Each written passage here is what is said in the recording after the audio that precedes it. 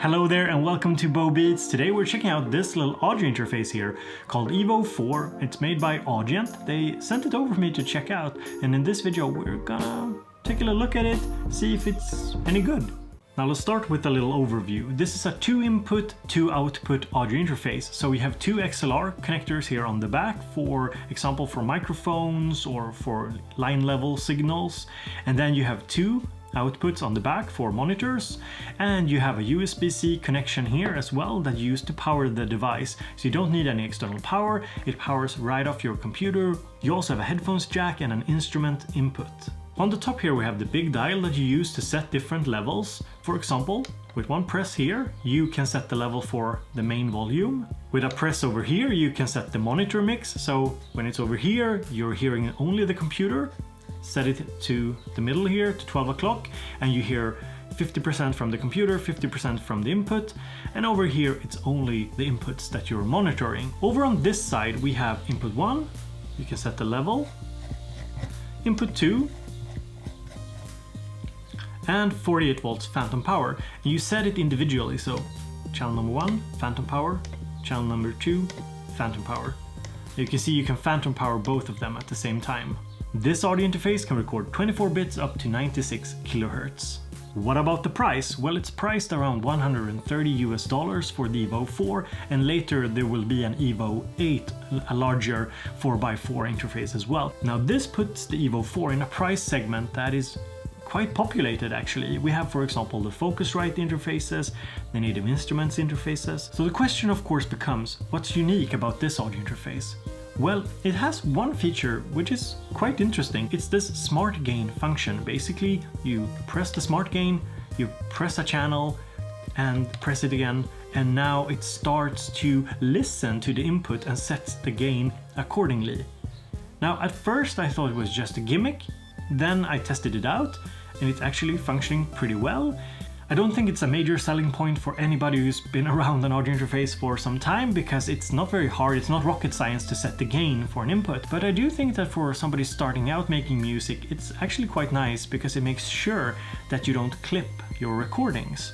So yeah, it could be an interesting feature for some of you at least. I will talk about audio quality and the smart gain a little bit further in the video. One thing I really like about this audio interface, and the reason I agreed to show it here on the channel, is actually the form factor. It's a little bulky, it looks kind of big when I'm holding it like this, but it's actually very nice. It'll slide down my bag very easily, so for a portable interface I think this is very interesting.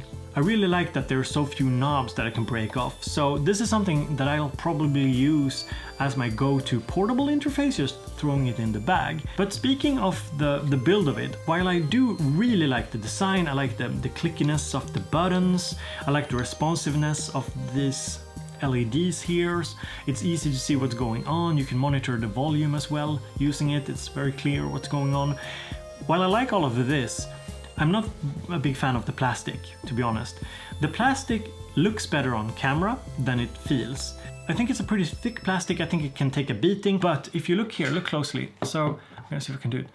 It sort of budges quite a lot over here, like it's not very rigid, the structure, the internal structure here. It might not be a major thing for you, but if I compare it to the build quality of, say, the Focusrite interfaces, which has a lot of steel and nice plastic, they just feel a lot better to the touch and feel more reliable. Now, I haven't done any sort of like drop testing or tested this in a real world scenario, so I can't say whether or not it affects the performance of the unit. But let's talk about the most important part, which is of course audio quality. Does it sound any good? Well, it does. It actually sounds really good. Using any of my headphones, for example, these DT770 250 ohms from Beyerdynamic, yeah, sounded good. My Neumann sounded good with this audio interface, so the headphones amplifier was totally okay given the price point and that it's powered off just a laptop. And when I was recording, I got nice, clean, crisp audio. Here's a few examples. Hello, today we're checking out the EVO 4 from Audient. We have a dynamic mic from Rode, the Procaster. It's on channel number 1. The gain is set to max because this mic here requires quite a lot of juice. And what you're hearing now is the totally 100% clean sound from the mic into the EVO 4 interface. No effects, no EQ, no nothing. So here I'm testing the EVO 4 on channel number 1 with 48 volts of phantom power running into my trusted Rode NT3. I'm holding it with my hand as steadily as possible because I don't really have space for a mic boom where I'm sitting. So this is what it sounds like. Let's see where they set the gain. I used the little auto tool here, and you can see the gain is set to about 2 o'clock. And I did notice that I could push the gain quite a bit more, but I do think that the idea here is that it's looking for sort of a low point and a high point in whatever you're performing into the interface and setting it somewhere that it doesn't risk clipping in any form. Overall, it wasn't noisy, nice clean audio, and the latency performance was actually surprisingly good.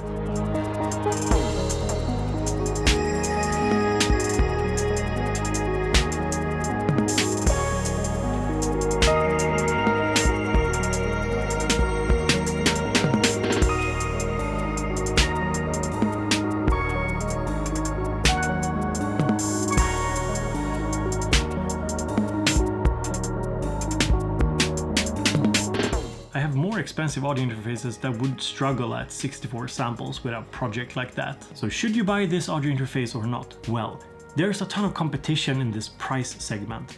And to me, it's less about the unique selling points of SmartGain or whatever other companies are marketing, and it's more about looking at the product saying, does it have the functions that I need? For me personally, this was very interesting because I love the sort of design of it. I love the form factor. It feels like something I will actually use on the go. And what's important to me is also that the connections here are full size, so it's not a lot of mini jacks or something like that. To me personally, it strikes a balance between portability and usability, whereas I probably wouldn't put a Focusrite interface in my bag. But for you, you might value some other feature set.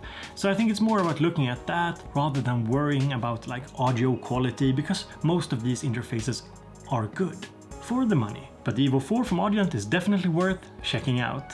So thank you so much for watching this video. If you want to support what I do here on YouTube, head over to patreon.com/bowbeats and become a member there and help me out to make more of these reviews and tests and stuff like that. Thank you so much for being here. Talk to you later.